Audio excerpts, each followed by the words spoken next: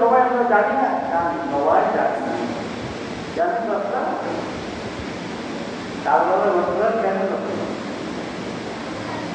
এইটা হলো আল্লাহ, এটা হলো আমাদের জন্য করছে। তাদের জন্য করছে, আমাদের জন্য বলছে যারা উন্নতি মহাম্মদ, আমাদেরকে বলছে আমিও উন্নতি মহাম্মদের মধ্যে আসি কিনা নিজেরও দাবি করছে অবস্থায়, এটা উন্নতি মহাম্মদের জন্য।